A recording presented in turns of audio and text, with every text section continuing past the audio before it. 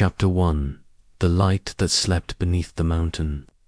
The whisper of the rootstone, the path worn by wind, the flame without shadow beneath the sleeping bones of a long-dead mountain. There was a light no one remembered, not the stars, not the wind, not even time itself. The mountain had no name, or perhaps it had once had many, all of them buried under centuries of silence. Its surface was jagged, wrapped in vines that bloomed without sunlight. Beneath its roots was a chamber, sealed not by stone, but by stillness. Inside, the air was thick with memory. A single crystal dim, breathless, forgotten floated above, a pool that no longer rippled. This was the rootstone, a place born not of the force, but of the moment before it spoke. They say that, in the earliest days, before the stars chose their paths, a flame fell from the breath of the sky. It struck the mountain's heart, and there it wept. Not from pain, but from knowledge. The flame did not burn as others did. It had no heat, no shadow. It was a question wrapped in light.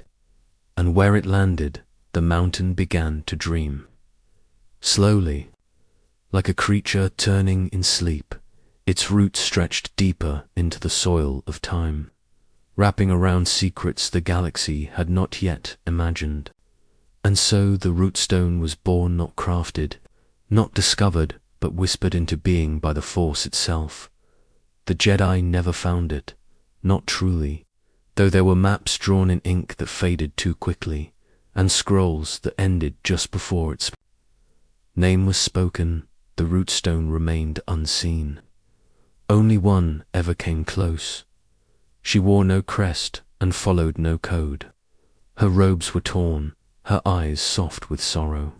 She had lost more than a master. She had lost her path. The wind had guided her not. The wind of weather, but the wind of voices carried from far, far ago. She followed it through narrow trails where no animal stirred, where even the moss seemed to listen. At last, she stood before a wall of stone that hummed quietly, like a breath held in prayer. When she pressed her hand to it, the mountain opened not, with noise, but with light. Within the chamber, she did not speak. She only listened. The pool reflected not her face, but 1,000 faces: Jedi, Sith, wanderers, poets, dreamers, lost children, silent kings. All of them flickered across the surface, lit by the pale glow of the crystal that hung without weight above the water.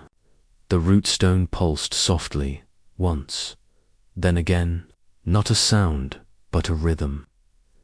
And in that rhythm, she remembered something not hers.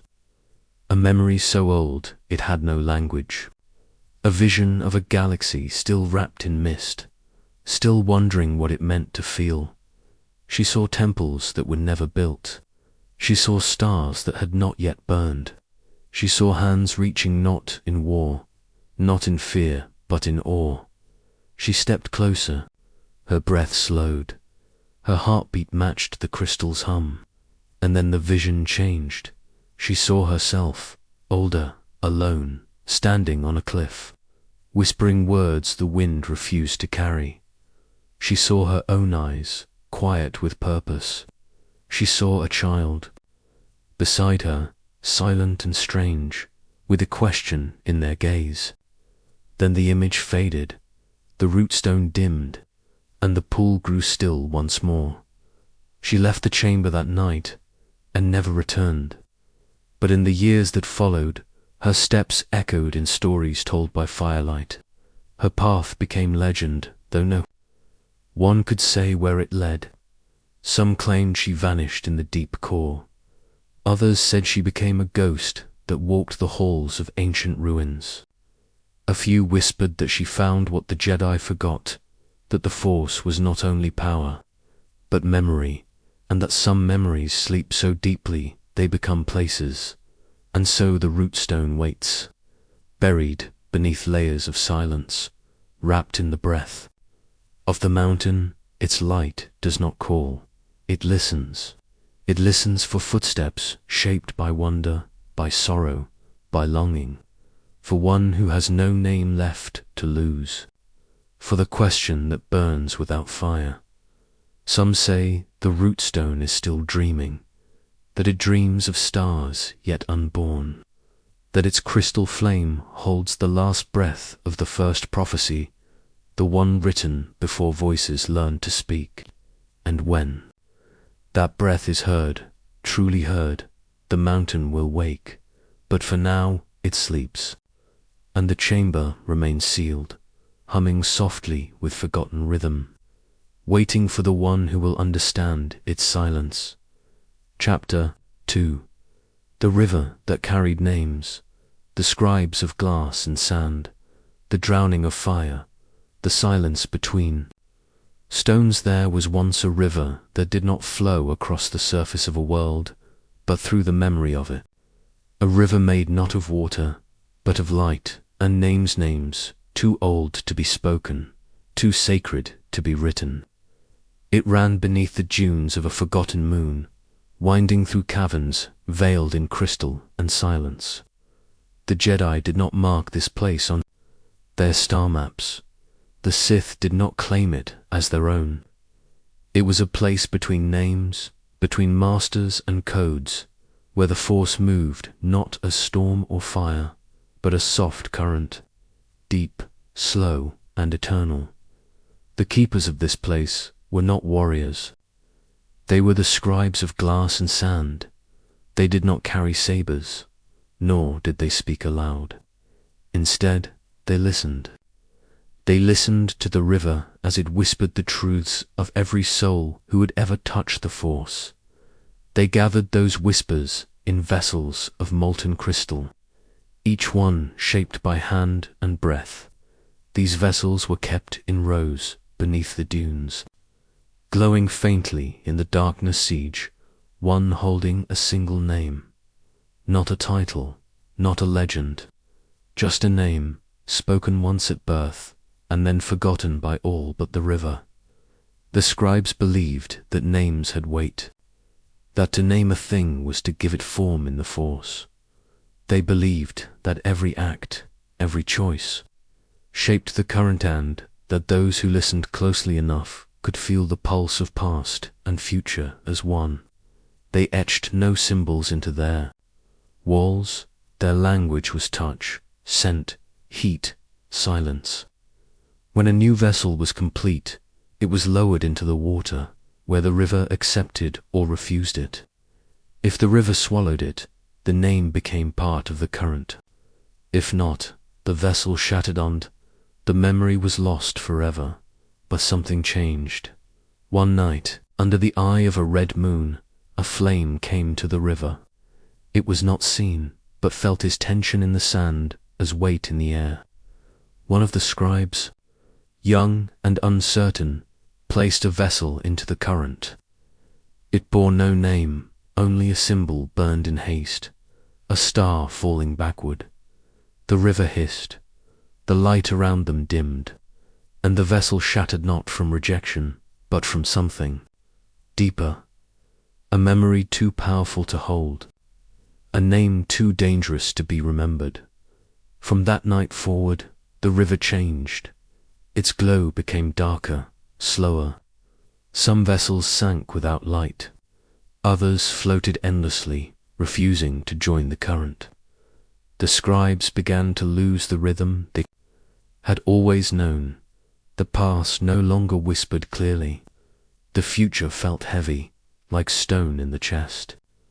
Some left the caverns, seeking clarity beyond the dunes. Others stayed, hands trembling, unsure of what they served. The Force had not vanished, but it had turned away. Years passed. The river, though dimmed, continued to flow. Only one scribe remained, the youngest of them all. She no longer shaped crystal.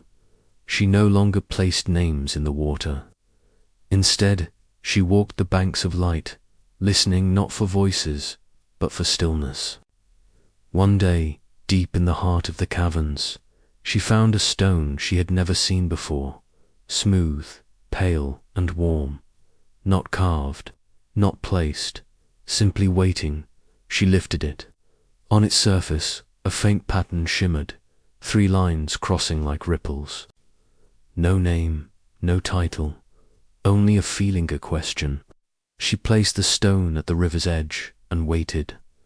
The current slowed. The light paused. Then, gently, the water parted. The stone did not sink. It floated, untouched, and the river grew still. Around it, she did not understand what it meant. Only that something had returned. Not in triumph, not in fire, but in silence. A new rhythm, unfamiliar and tender. Perhaps the river was listening again. Or perhaps it had begun to forget today. If one were to stand on that long-forgotten moon and place their ear to the sands, they might hear the faint hum of the current below. They might feel the memory of names once spoken, now adrift. And if they wait long enough, in quiet and in reverence, they may hear their own name, spoken not aloud, but within the breath of the force. And so the river carries on, not as it was, but as it must be, slower now, wiser, listening for the names that matter, and letting the rest become silence between stones. Chapter 3. A temple dreamed by the force, the stone that waited, the pulse of the hollow sky, the door. With no beginning there is a story, older than the sunlit archives, and whispered long before the order gave itself a name. It speaks of a temple that was never built by hands, but breathed into form by the force itself. High above the stars, on a world that turns without name or map, the winds once carved a valley between 2 silver cliffs. There, beneath skies that echoed like hollow bells, the first stone was placed not by a being, but by a dream. It was smooth, black as the space between constellations, and warm with something deeper than light.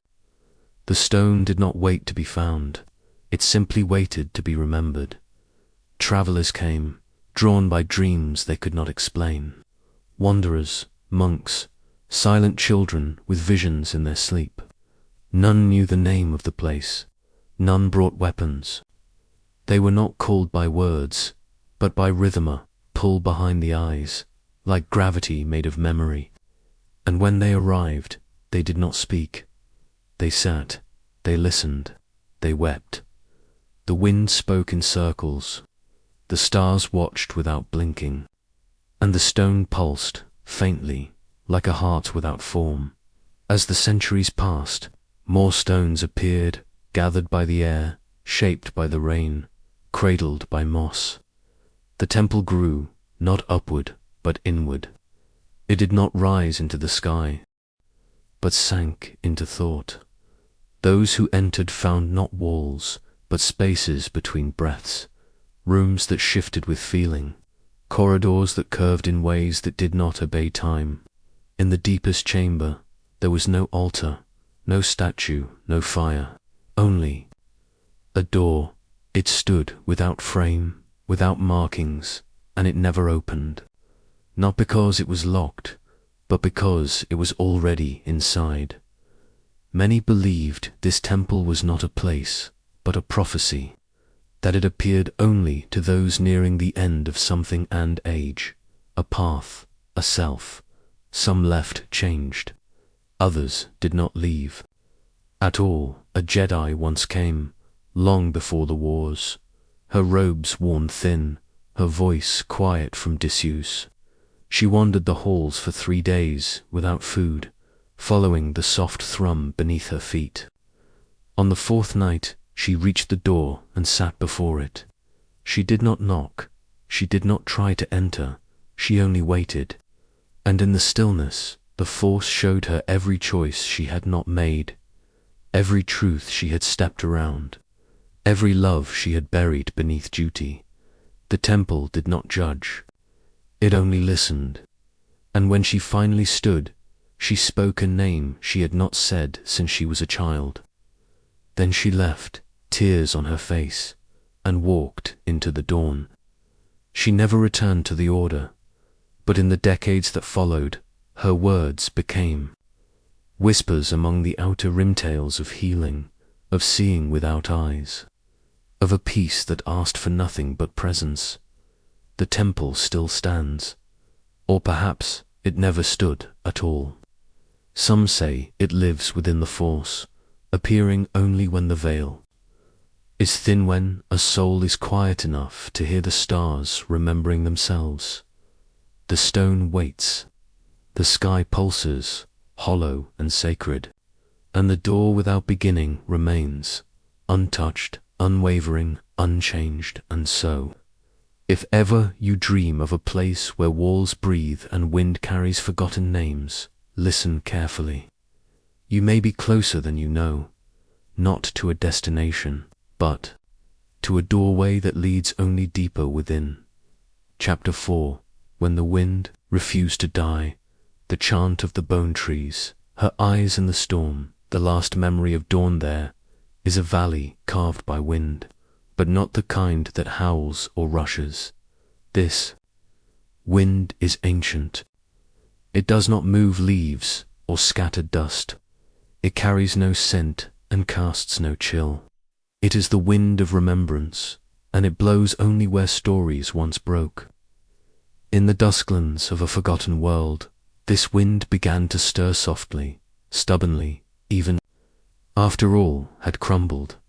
No structures remain, no names are spoken, but the wind refuses to rest. It circles still, low to the ground, humming between the roots of trees that have turned to bone. They are not trees anymore, but fossils of flame. Their branches reach skyward, bleached and brittle, casting shadows at dawn, though the sun has not touched this land in generations. Each one grew from a place where someone made a choice that echoed through the Force, and in the marrow of their trunks, those choices still live half-formed and glowing faintly, like embers under Ashdot. At the edge of this valley stood a tower, once made of light, now only a ruin of foundation and ash. It was said to be a listening post of the early Jedi, though it predates their creed. They came here not to fight, but to hear two sit in stillness and trace the movements of the Force as it whispered through the bones of creation. But the last to sit there was not Jedi and not Sith. She was neither. Her eyes held the storm that had no season. Her voice, it is said, could call down silence. And when she came, the wind bowed for the first time in 1,000 years. No records name her. No holocron preserves her breath. Yet the trees know, the wind knows. She came on. The day the sky broke a storm of pale lightning without sound. She walked barefoot across the scorched earth, stopping at each tree to press her fingers to its surface. With every touch, the wind shifted. The chant grew louder. Some say the Force itself held its breath. She reached the heart of the valley. As the light began to change, not brighten, not dim, but bend. Time slowed. Her eyes lifted, and above her, the storm opened. She did not shield herself. She did not speak. She stood as the light poured down, not blinding, but clear, revealing things no one should have seen. Visions of temples drowned in sand, of children born beneath moons that no longer orbit, of names erased by fear, then remembered by the stars. She saw everything the Jedi tried to forget. She saw every Sith who wept before their fall. She saw herself, again and again, in roles she had never lived. And she did not look away. The storm faded, the light softened, and the wind stopped. She was gone. Only a single footprint remained, pressed in ash at the center of the valley. Around it, the trees began to hum a low, aching sound like breath caught in the throat. And from that day forward, the chant never stopped. Not loud, not fearful, just constant. A hymn of something unfinished. A call for someone who may never come. Now, travelers speak of the bone trees in hushed tones. They say the wind there carries thoughts not your own. That if you walk between the trunks at dusk, you may feel her eyes watching, not with judgment, with knowing, as if she is still there, somewhere between moments, waiting for someone else to choose to see what she did. And so the wind continues, long after reason has left the land, not loud, not violent, just unwilling to die. Chapter 5. The Star That Did Not Burn the Sleeper's Vigil Dust on the Solar Throne. The oracle, who worked in gold, there was once a star that never caught fire. It hung in the sky like all stars do, suspended among the thousand threads of light, but it gave no warmth, no shine. It did not pulse or rise, it simply waited. Around it spun a quiet system, 7 worlds, lost to charts and time. The largest of them bore no name, only ruins of copper and bone, and at its heart, buried beneath dust and skyglass, sat the solar throne, empty, ancient, untouched for more years than the Force itself can count. They say this world was once a sanctuary for seers, not warriors, not monks, just those who dreamed with their eyes open. They believed in silence, in patience, in stars that chose not to speak. These dreamers would gather in a chamber carved from the root of the planet, where crystal threads hung from the ceiling like rain frozen in time. Each thread held a vision, a life not yet lived, a choice not yet made. They were read not with words, but with touch, and only the most attuned could walk among them without forgetting who they were. At the center of the chamber, on a dais of smooth obsidian, lay the sleeper. No one knew when they had first closed their eyes. Some believed the sleeper was not a person at all, but the soul of the silent star, resting in human form, waiting for the moment it was needed. Others whispered it was the last oracle of the old republic, one who had seen too far, too deeply, and chosen rest over madness. But all agreed on one thing: while the sleeper dreamed, the star above would not burn. Its fire was locked inside them, hidden beneath closed lids, and a heart that beat only once each year. One day, during a long dusk that stretched across weeks, a visitor arrived. She wore robes stained with soot. Her hair was woven with fragments of ancient circuitry. She walked the ruins alone, humming a melody no one alive had heard. When she reached the throne room, she did not kneel. She simply sat beside the sleeper and waited. For hours, then days, then 9 full cycles of the silent moon. On the 10th day, the sleeper stirred. They did not rise. They did not open their eyes, but a single tear slipped down their cheek, golden, thick, and glowing. It struck the floor with a sound like chimes in deep water. And in that moment, the visitor saw everything: the fall of stars that had not yet risen, the death of names not yet given, the ache of galaxies still unborn. She saw the Force not as light or dark, but as thread wound, knotted, broken, mended, and she wept, too. The star above flickered just once, and the chamber dimmed, not with fear, with peace. The visitor stood, placed her hand upon the sleeper's brow, and whispered a name not her own. Then she turned and vanished into the wind. Her footprints trailed behind her, glowing faintly in the dust before disappearing altogether. No one has entered the throne chamber since. No voice has been heard from beneath the planet's crust, but the crystal threads still sway gently as if moved by breath, and the sleeper still rests, their tear forever gleaming where it fell, never fading, never dry. The star above remains quiet, watching, waiting, holding fire within, not to hide it but to remind the galaxy that some light chooses stillness, that not every flame is meant to burn.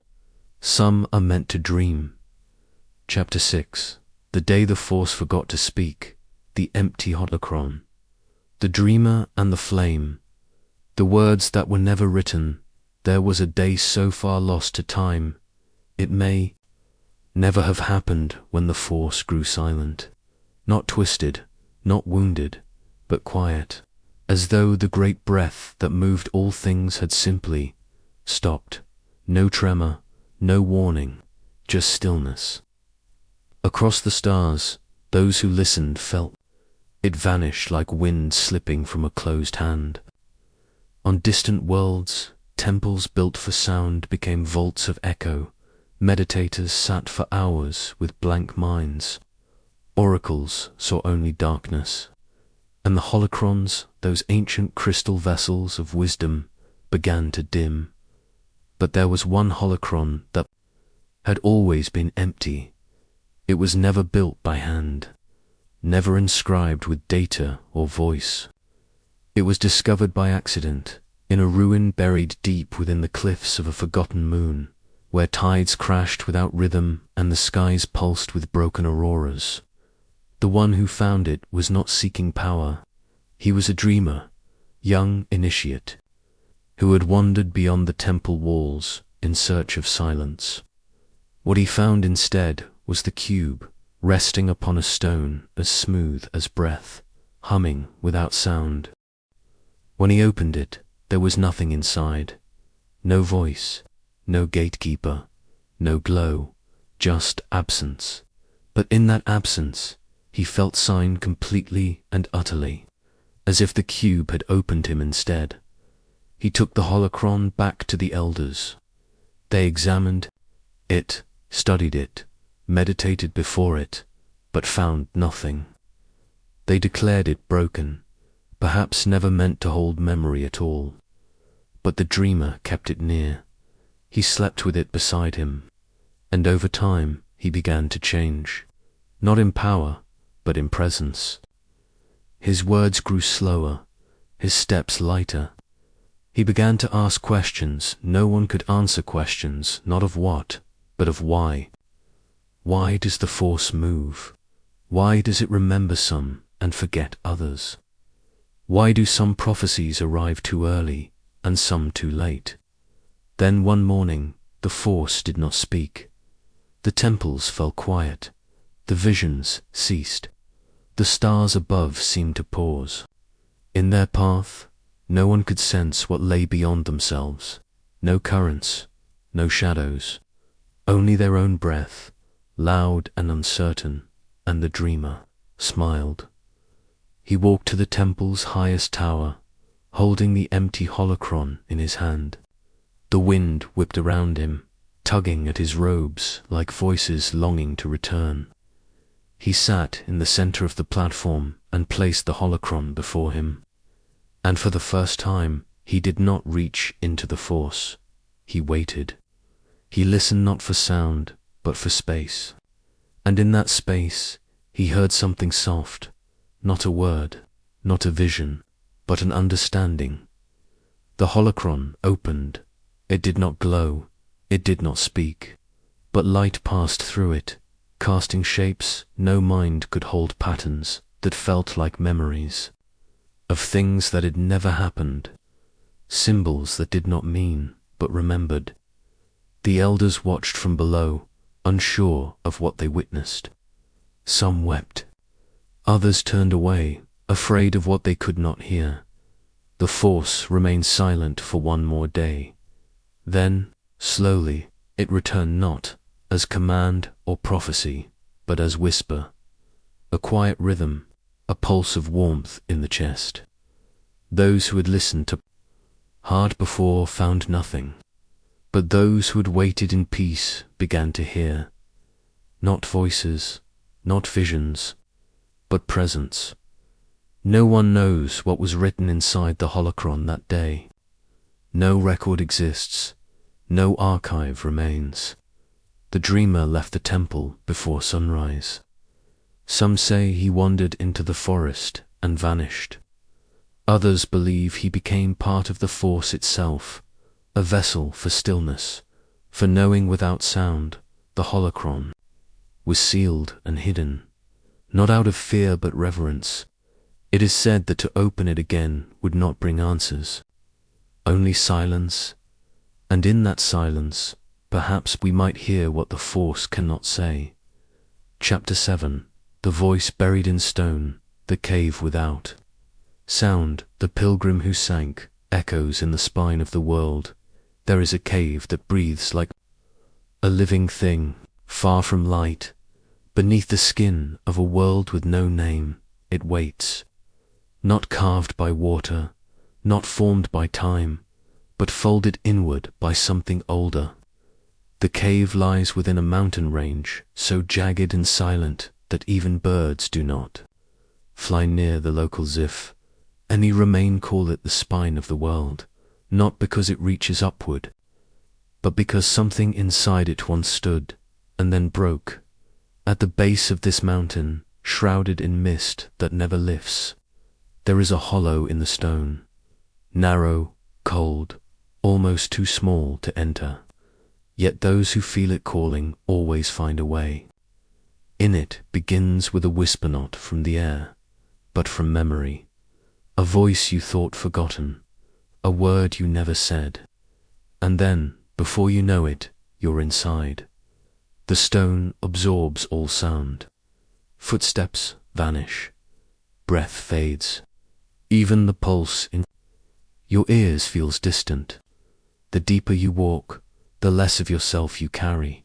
Thoughts fall away, then names, then time. You begin to forget why you came. You begin to forget who you were. Only one thing remains, a feeling old and aching, like someone waiting far below. The surface, many have entered, few return. Of those who do, most cannot speak. Their eyes search corners that aren't there. Their fingers tremble against smooth walls, listening for something they still remember but cannot explain. Only one left a record. She was a pilgrim, not Jedi, not Sith, just a seeker of things the galaxy had buried. Her journal was found beside a dried-up spring far from the Kavit's pages, brittle, its ink faded. But the last entry remained legible. There is a voice beneath the stone. It is not speaking to me. It is waiting for me to speak first. She entered alone. She carried no torch, no map, no relic, only silence. Inside, she walked until the stone changed. It became warm, not from fire, but from presence. There, in the deepest chamber, though chamber is too small a word, she found a shape in the wall. Not carved, not built, grown, a curve in the rock, shaped like a mouth that had never spoken. She placed her hand against it and felt nothing at first, then pressure, then breath, and then memory, not hers. She saw the fall of a tower carved. From bone, she saw a circle of warriors kneeling before a flame that did not flicker. She heard the name of the Force, spoken in a tongue older than the stars. And then she heard the voice, not loud, not clear, just there, as if it had always been part of her, and she had only just remembered to listen. She sank to her knees, not in worship, in understanding. The cave was not a tomb. It was a question, and she was the answer that had not yet formed. She did not return, but sometimes, when the wind moves in certain ways across the spine of the world, a sound can be heard not. A howl, not a cry, a resonance, a wordless hum that travels through stone and shadow and bone. A memory of something that once chose silence over power. The cave remains. It does not call. It does not close. It only waits. Beneath the mountain, beneath the noise of stars, a voice is still buried in stone, listening for someone brave enough to speak without words. Chapter 8. The mirror that reflected the sky. The breath of the hollow moon, a face shaped by water, the last reflection of the seer. There was a moon once, pale and hollow, that drifted through the outer mist of a forgotten system. It had no name in the charts, and no fire beneath its crust. To most, it seemed lifeless, just another stone adrift in the dark sea between stars. But those who passed close would sometimes feel it, a pull, not of gravity, but of memory, as if the moon had eyes, as if it remembered being something more. The Jedi never claimed it, the Sith never marked it, and still it waited. For centuries, maybe more, alone, and watching on its surface stood a single structure, a tower of mirrored stone, tall and narrow, like a needle piercing the sky. It reflected everything, clouds, stars, even time, but not itself. No matter how one approached, the tower never showed its own shadow, only the world around it. That was its secret. That was its purpose. The seer came when the stars had grown dim in her eyes. She had wandered long through forgotten systems, carrying questions no holocron could answer. She had seen visions of fire that did not burn, of temples without doors, of names erased from the Force. But always she saw one thing return, a tower without reflection. And so she followed the path of starlight until it led her to the hollow moon. She ascended alone. There were no doors, only silence. No guardians, only wind. Inside, the air shimmered with stillness. Walls of glass reflected not her face, but her thoughts, her fears, her past. And then, finally, her future shattered into fragments, like a pool rippling in slow motion at the summit. She found the mirror. It was not made of metal or crystal, but of something older. A pool, flat and unmoving, set into the floor beneath. The open sky, the stars above were clear in its surface, but her reflection was not. Where her face should have been, there was only water. Not just surface water, but depth. And in that depth, she saw something stirring. Not herself, not even a person, but a presence. It had no form, only shape, no voice, only meaning. It did not speak, but it was the question. The same question all seers eventually face. What do you become when you finally see all things? She leaned closer, and the water breathed, the wind stilled, the stars paused, and in that moment the seer remembered. Everything she had forgotten, her training, her name, her fear of the dark, her love for the light, the things she had buried in service to visions, all returned, not to haunt her, but to heal her. She wept, not from pain, but from release. The moon did not move. The mirror did not change. But the seer, now silent and whole, placed her hand upon the surface and disappeared. No record was left. Only the pool remains. Travelers speak of it in hushed voices, the mirror that shows the sky, but not the self. Some say it reflects the soul before birth. Others say it erases those not ready to see. But the Force knows what happened there. A question was asked, and one day, perhaps the answer will rise from the water. Chapter 9. The Garden Where Jedi Fell. Asleep roots of the Forgotten Order, flowers of the distant sun. The dream of stillness. There is a place beyond maps, beyond even the reach of most Force sensitives, where the soil hums with memory and the air carries the scent of sleep. No star marks its sky, no satellite sings its presence. It lives beneath veils of gravity and silence, hidden deep in the folds of space where light forgets to wander. There, within a cradle of stone and vine, lies the garden. To call it a garden is to speak with gentleness, but not precision. It is no place of neat rows or cultivated beauty.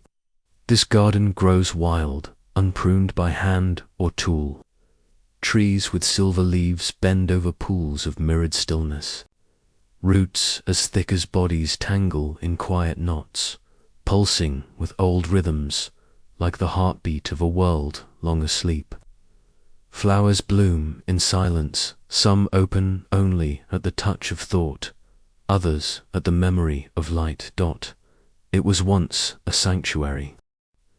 Long ago, before the Jedi Order rose to galactic prominence, before temples were carved in stone and laws etched into code, there were those who simply listened. They did not name themselves Jedi. They did not seek to master the Force, only to dwell within it like rivers, like trees, like sleep itself. They were known in whispers as the Forgotten Order. Their teachings were not written, but sung into seed, into leaf, into breath. And this garden was their sacred place. Here they would sit for days, unmoving among the roots of ancient trees, not meditating, not seeking vision, just being, becoming still enough that the Force no longer whispered to them, but through them.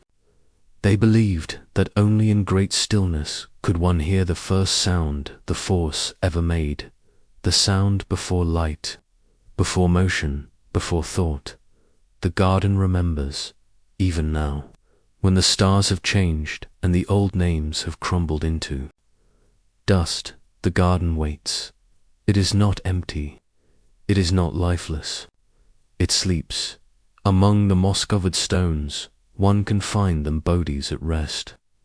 Robes faded into soil, hands folded as if in prayer.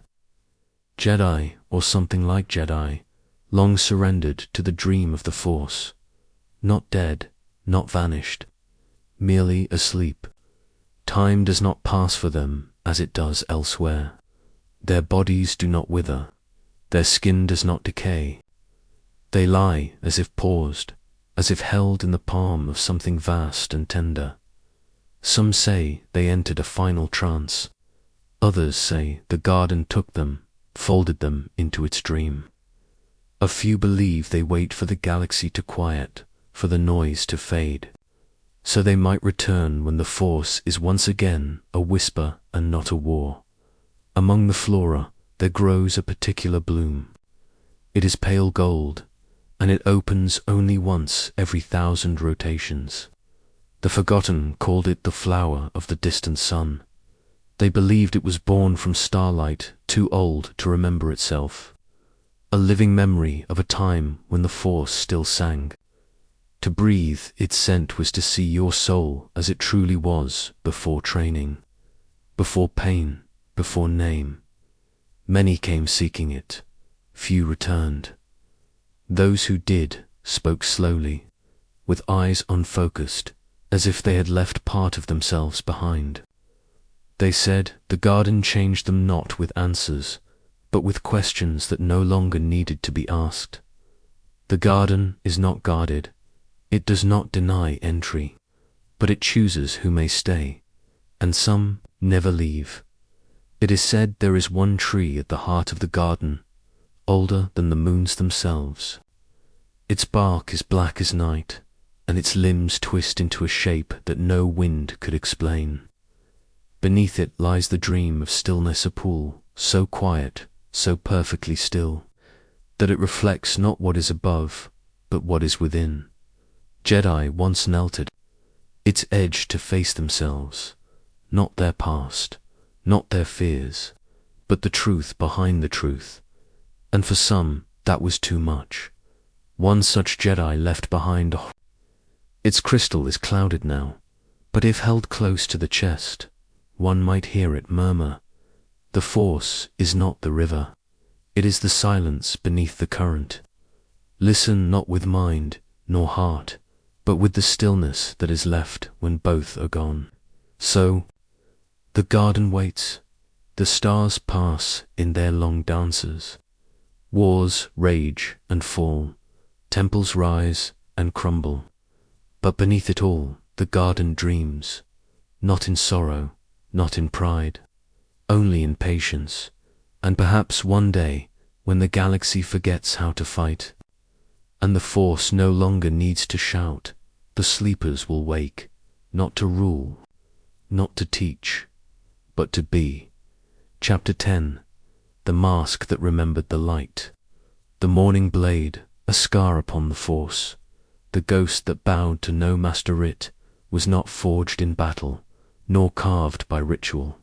The mask was born in by hands that no longer had names, in a time when the stars wept for what they could not save. No one remembers the face behind it, no one remembers the voice, but the mask remembers. It remembers the light dot. It lies buried now beneath layers of dust and time, sealed inside a stone chamber whose door will not open for fire or blade. The ancients called it the chamber of sighs, for it breathes ever so gently like something, sleeping or grieving, and within that breath the mask waits, cradled in soft cloth, untouched by age. It is simple, featureless, smooth, a dark bronze hue that drinks in torchlight and does not give it back. Those who have come close speak of a feeling an ache in the chest, as though remembering a kindness long lost. They say the mask is not dark, nor is it light. It is sorrow, pure, unshaped sorrow. Long ago, in a forgotten corner of the galaxy, there walked a Jedi whose name has been erased not by enemies, but by choice. They were known only by their mask, and by the blade they carried, the morning blade, a lightsaber of pale color, flickering always at its edges, as if unsure it wished to remain. It sang a strange tone when ignited a sound not of war, but of farewell. This Jedi wandered alone, not in exile, not in shame, but in search of something deeper than redemption, deeper than victory. They had seen too much, felt too much. The Force no longer brought them peace. It wept in them. Every vision, every mission echoed with the cries of children left behind, of fields burned under banners, of truths twisted in the name of light. The Order called it attachment. The mask called it clarity. So the Jedi disappeared not to run, but to listen. It is said they found a planet untouched by chart or map, a world of red stone and endless dusk, where the Force pulsed not in lines of power, but in soft breath, like a song half remembered. There, the Jedi carved a single path of steps through a canyon of wind. They sat at the highest point and let the galaxy move without them, and for years they listened, not to voices, not to visions, but to silence. They removed their name first, then their face, then their place in the code, not to rebel, not to fall, but to mourn. For the children turned into warriors, for the truths turned into laws, for the love that was taught to be feared. The morning blade never struck in anger. It was raised only to defend, only to protect the ones who had been forgotten. Farmers caught between Sith and Senate, healers silenced for knowing too much, orphans passed over by the temple's tests. The mask bowed to no master, but knelt beside the broken, and though they wore no symbol, they became legend. The council denied their existence. The archives redacted every mention, but whispers traveled in other ways, and to some, those whispers became hope. But time moves like a tide, and even legends are not immune. One day the Jedi laid down their blade. They carved a final circle in the canyon stone, and they placed the mask within it. No words, no monument. Only the silence that had guided them. But the Force remembers. A scar was left upon its current knot, a wound of rage, but of sorrow too deep to name. In certain places, when one meditates near Kyber crystal, they feel Aitan ache without cause.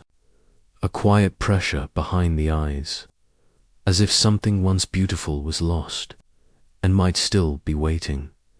Some say the mask will call to one who understands not just the code, but the cost of it. One who sees the galaxy not in sides, but in suffering. And if they listen, truly listen, they will find the chamber, and the mask will remember them, not because they are strong, not because they are chosen, but because they too have mourned. Chapter 11. When Tython sank beneath the sea, the tide of red suns, the circle of drowned stones, her voice in the waters before the Republic, before the Sith, before the word Jedi was spoken in stars. There was Tython. It was not just a planet, it was a breath, a cradle, a mirror of the Force itself. A place where the light and the dark danced in balance, not as enemies, but as ancient siblings. The sky there shimmered not with clouds, but with veils of energy auroras that hummed with memory, pulsing with the song of unseen stars, and deep beneath the surface. The planet dreamed, the elders called it the axis, the center. A world where the Force was born wild and raw, unshaped by doctrine or fear. In those days, pilgrims came in silence, drawn not by maps, but by visions. They carved temples in the shape of spiral suns. They built sanctuaries around stones that bled silver light. They whispered to rivers that answered in echoes. But something stirred beneath the harmony. They say it began with the red suns, twin stars that rose not with fire, but with sorrow. Their light did not warm, it warmed. A rusted crimson that turned waters dark and made the shadows move in unnatural ways. The trees began to sing in voices not their own. Animals walked in circles, then vanished. Storms came without clouds. At first, the scholars dismissed it. The Force is testing us, they said. Let us meditate deeper. But meditation brought only silence, and dreams filled with drowning. Then came the cracking. Stone pillars, ancient and strong, split open from within, revealing veins of black crystal, humming with energy that twisted the hearts of those who touched it. Even the most balanced began to feel it. A tug, a whisper, a question. Why serve the balance when you could command it? A circle of masters gathered in the central valley, around 13 sacred stones carved from the first meteor, which had fallen when the Force first touched matter. Together, they tried to contain the rift. They poured their light into the earth, reciting the oldest chant. There is no fear, there is the breath. But the breath no longer answered. The sea rose in reply, without wind, without quake, without warning. A tide, black and soundless, rose up from the eastern trench, higher than towers, faster than reason. The circle did not flee. They stood beneath the sky and opened their arms to the coming water, their bodies glowing with defiance and surrender. The tide consumed them, and Tython fell. Temples cracked, forests vanished, mountains wept stone. The ocean did not rot, whispered, as though reclaiming something once stolen, and yet, in the depths of that silence, one voice remained. A woman, not a warrior, not a sage, a dreamkeeper. Her name was lost, but her echo still flows in water. It is said she descended into the drowned valley, her hands woven with seaweed, her breath long and still. She found the stones buried, but not broken. She placed her palm upon the 13th and sang. The water stopped rising. It did not fall, it did not retreat. It simply paused, as though remembering a promise. And from that day forward, the sea covered the valley not as punishment, but as veil, a burial of peace. Now, when Force sensitives dream in the presence of water, flowing water, they sometimes hear it, a hum beneath the current, a voice that does not speak, but feels.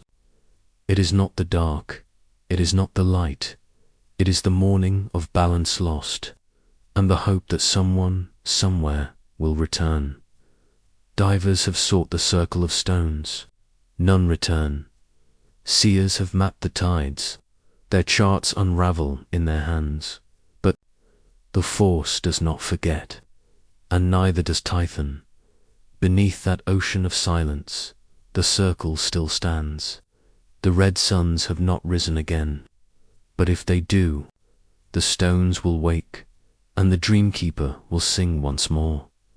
12. The prophet who spoke to stars, the spiral path, the fire above the sky, the child with no shadow beneath, a violet sky, where the stars fell like ash and the wind moved.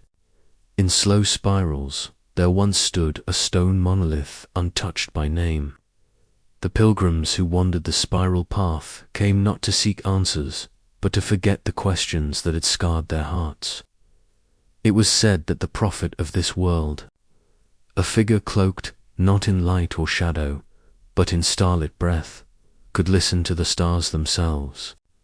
They spoke to him in silence, and he, in turn, whispered those sounds back into flame. The spiral path coiled through a forest of crystalline roots, carved by wind and time. Those who walked it forgot their faces. They remembered only the voice of the prophet, whose words never echoed but lived inside the bones of those who heard them. It was there, in a clearing kissed by fallen light, that the fire above the sky was first seen, a celestial wound in the heavens, pulsing with gold and red, like the last breath of a dying sun. The prophet saw visions in the fire, futures, tangled like roots, destinies burning before they were born. But it was not his words that would change the fate of the Jedi. It was the child, born beneath the fire, marked by stillness and without a shadow to claim. The child with no shadow did not cry. She simply opened her eyes, and the stars shifted in response. Some say the child never aged. Others believe she was a question the Force itself could not answer, and when she vanished from the spiral path, only a single mark remained, a circle, carved in the stone, forever warm to the touch. And so, her memory lives, not in story, but in silence. 13. The shadow that wore no name, the silence between empires, the mirror of bone. The one who waited in ash there was a time, long before the rise and fall of known empires, when the Force spoke only in winds. No temples, no masters to translate its breath, just silence, and the space between. It was in this space, the hush between fading stars and the bones of forgotten wars, that something ancient lingered. It had no name, no form, no master, only presence.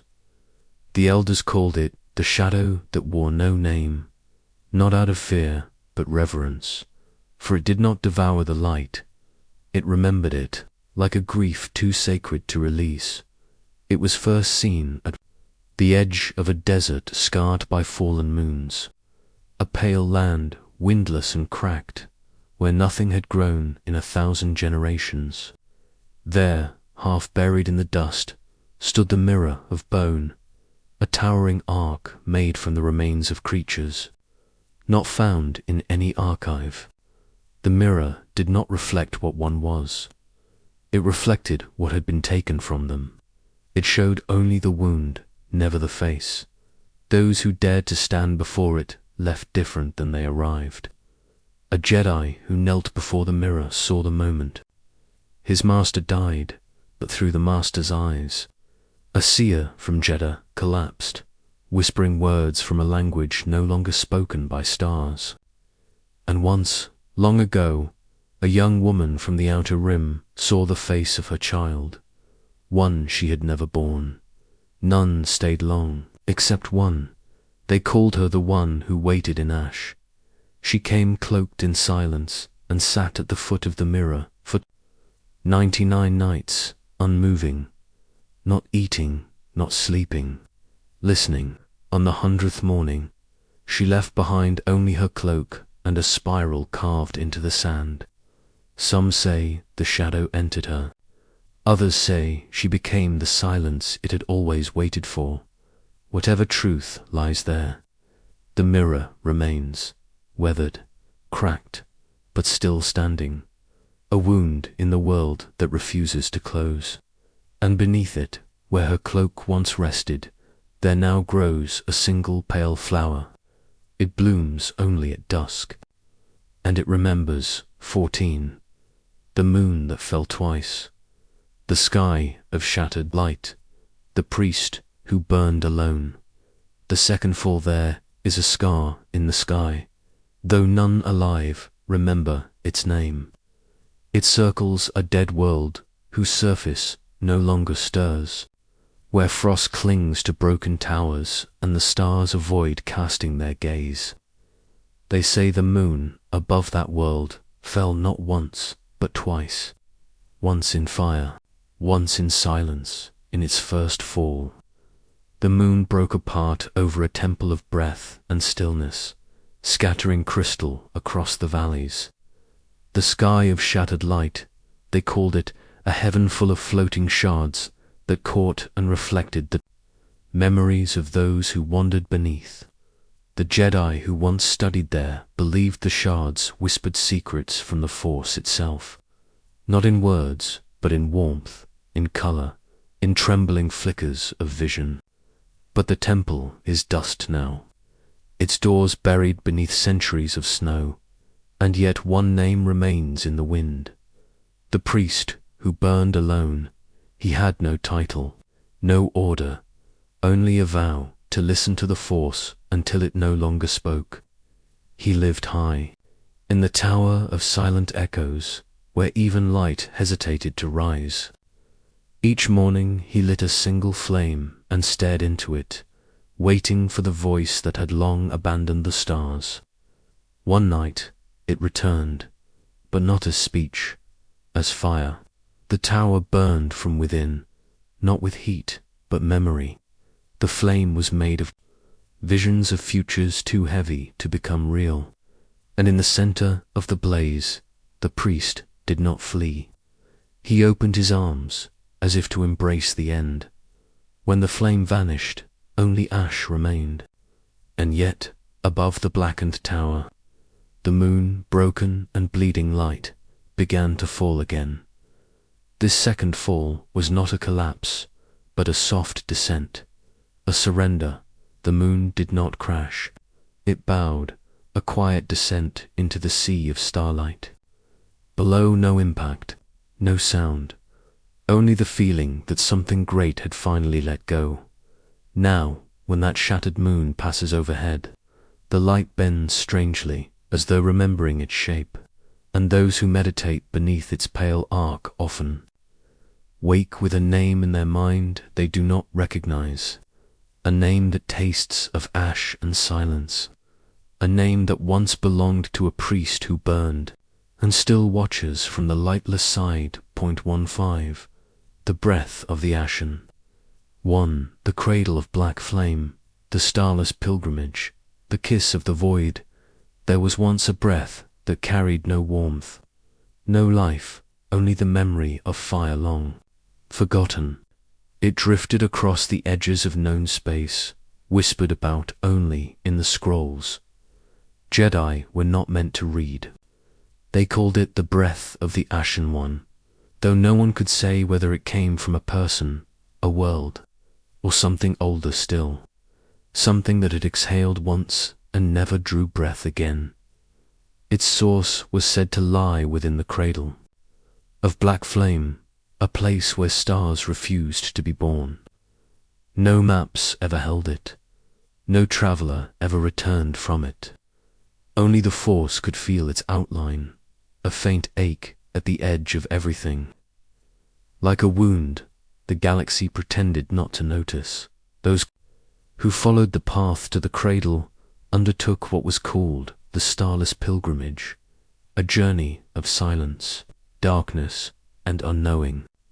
The pilgrims walked not across planets, but inward into memory, into fear, into the empty corners of the self that even the Jedi archives dared not name. Their robes turned to ash, their names vanished in the air behind them, and yet, in the cold, in the black, they claimed to hear a lullaby not sung in any voice, but in gravity, in distance, in surrender. One Jedi, nameless now, reached the center of the cradle. Her body had long ceased to hunger. Her saber was no longer warm. But in that still place, where light had never lived, something kissed. Her brow, not with lips, but with knowing. A soft, eternal kiss from the void itself. And when she opened her eyes, she did not scream. She only whispered, "The Force is not light. The Force is not dark. The Force is what remains." When even silence ends, she did not return, but sometimes in temples that have forgotten how to pray, a cold breeze moves where there should be no wind. Candles flicker. Holocrons awaken, unbidden, and the Jedi who meditate there feel the edges of something vast and ancient and kind, but not soft. They say that is her breath, the Ashen One, still wandering, still watching, still offering. The kiss of the void to those who no longer fear the end. 16. The lantern, carried by wind. The watcher in the hollow veil, threads of the unseen, the glow that never faded there. Once was a veil where light forgot how to touch the ground. The wind moved not as weather, but as memory, circling slowly through the hollow places of stone, whispering names that had no speakers left. And in this silent place, beyond any map and beneath no star, a single lantern drifted, carried not by hand, but by the wind itself. They say the lantern was given by the Force to a being who never asked for it. The watcher of the hollow veil, no one knew where he came from, whether Jedi, wanderer, or spirit, only that he stood always in stillness, never turning, never sleeping. His eyes were not his own. They belonged to something older, something that saw the Force not in motion or power, but in pause. Wrapped in faded robes and the breath of countless winters, the watcher waited beneath the floating lantern. It glowed with no fuel, it swayed with no flame, but its light never dimmed, and its warmth was not warmth at all. It was presence, a presence that wrapped around those who entered the veil and listened. Few came, fewer returned, but those who did spoke of threads, strands of invisible connection, woven like hair across the sky. They hung between people, between choices, between time itself, and the lantern, carried by the wind, floated among these threads, never touching, only illuminating. One Jedi, centuries before Qui Gon, walked the veil in search of death, her own, or the galaxy's. She did not know. She carried nothing. She expected nothing. But when she reached the watcher, she felt her breath pulled gently from her lungs, not as theft, but as offering. And in that stillness, she saw herself, not as she was, but as she could become, had become, would become. She wept, the watcher did not speak, but the lantern swayed, and in that sway a single thread touched her skin. It was soft as moonlight, and from it came a vision, a child born on a desert world, a master who spoke to ghosts, a wound that could heal the galaxy, or end it. She returned to the Order. She never told them what she had seen, but she taught a new way to listen, to wait, to let the Force breathe before trying to bend it. The lantern still drifts in the veil, the wind still carries it, and the watcher still stands, silent beneath the stars that do not shine. Some say the lantern is the last ember of a truth the Jedi forgot. Others say it is hope, made into light. But all agree on this. Its glow has never faded. 17. The child carved from echo, a cradle of ice and memory. The dreamwalkers, the question without forming, the northern reaches of a forgotten moon, far from the warmth of suns and the breath of life. There stood a cradle, carved from ice, untouched, unmelting, eternal. No name was ever given to this place, for no tongue remembered it, and no map ever marked it. But among the dreamers of the old Jedi, it was known in whispers as the hollow cradle, the place where the Force once sang a child into being. They say the child was not born, but remembered, an echo made flesh, a shape pulled from the memory of the stars themselves. The Force, in its endless stillness, had long gazed into the wound between light and dark, and found only silence. So it dreamed, not in words or prophecy, but in shape and longing. It dreamt of a child not shaped by war, nor trained in the shadow of fear, but one who carried no past at all, only questions. The child had no parents, no people, no path, only the sound of wind through crystal and the hum of memory frozen in the ice. Yet within her eyes danced starlight, as though she were born knowing galaxies that had not yet spun. Her skin shimmered with the color of things not yet imagined, and her presence was soft, like the moment before snow touches the ground. She was raised not by voices, but by silence. The Jedi who found her, the Dreamwalkers, came not to teach, but to watch. They were seers, mystics, those who drifted beyond the known, tracing visions through sleep and shadow. And when they saw her, they fell to their knees, for they felt the Force change around her, not as power, but as possibility. They built no temple, they gave no name, they simply watched, and the child simply was. In time, she began to speak, but her words were not words, they were questions, not asked aloud, but felt. Questions like, what is the shape of peace? Where does time go when it ends? Can silence be a door? The Dreamwalkers tried to answer, but their answers dissolved, for the questions were not meant to be solved, only carried. It was said that Qui Gon Jinn once dreamed of this child in the final years of his life, not as a prophecy, but as a presence. In his meditations, he saw her standing at the edge of a great void, her hands raised not in fear, but in welcome. She did not speak, she only watched, and in that gaze he saw every moment he had ever lived, and the ones he had not. Some believe she never truly existed, that she was only a whisper of the Force, a longing wrapped in memory. But others believe she walks still, not in one place, but in many, a flicker behind the eyes of those who question, those who wonder, those who listen deeply enough to feel the shape of truth without needing to hold it. And so the cradle of ice remains, unvisited, unmelting, unknown, a monument not to prophecy, but to mystery. For the child carved from echo was never meant to save the galaxy, only to remind it that some questions must remain unanswered. 18. The last prophecy of Master Kalor, the veil of silent suns, the scroll that burned too bright. The day Qui Gon chose to listening, the final chamber of the Ashen Temple. Buried beneath the oldest stone of Jedda's forgotten moon, there once lay a scroll bound in starlight and sorrow. It was never meant to be read. It was meant to be felt only by those who stood at the edge of the veil, where the Force no longer whispered, but watched. The scroll bore no ink. Its surface shimmered with a light that moved like breath, revealing words only when the chamber was still enough for memory to speak.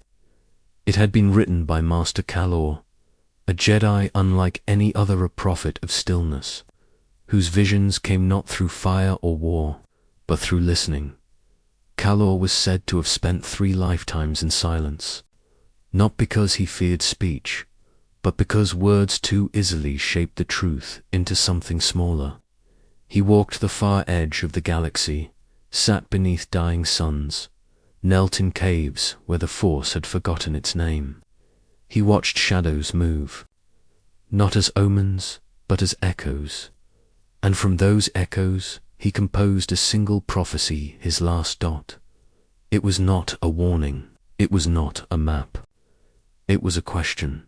He called it the Veil of Silent Suns, and it began, they say, with this: there will come a day when the Force no longer moves, not a death, not a war, but a pause, a stilling of breath so complete that even the stars will hold their fire. It will not be darkness, nor light, but something between, something waiting, watching, weighing all that has been done. And on that day, the Jedi will not see it, nor the Sith, nor the ones in between. Only one will feel it, the one who chooses to listen instead of lead. That line haunted the Dreamwalkers, the Lawkeepers, and the Guardians of the deep stars. For generations, no Jedi fit the shape of that vision. All who rose to power did so with voices loud, hearts aflame, destinies carved into the sky.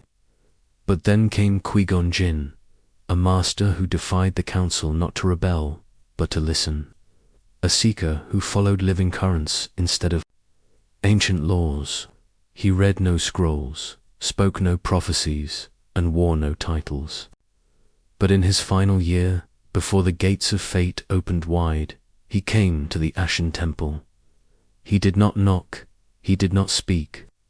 He simply stood before the sealed chamber, where the scroll of Kalor waited, and in that silence something opened. The scroll burned, not with fire, but with radiance so great it erased itself, light too bright for this age, this war, this world. What was written there is gone. No memory remains. Only the silence, only the stillness, only Qui Gon's final choice. For after that moment, he did not question his path. He stepped forward, not toward power, but toward death, toward a sacrifice. That was not about winning, but about witnessing. They say the Force shuddered that day, not in fear, but in understanding. For a Jedi had listened not to voices or visions, but to the breath between them. And through that listening, the prophecy was fulfilled not with glory, but with quiet. And so the veil of silent suns has never returned. But somewhere, beyond the rim of time, the Force remembers. It remembers the scroll that burned to bright dot, remembers the temple no longer seen. It remembers the one who chose not to fight, but to feel. And in the hush that follows all endings, it waits again for another who will listen.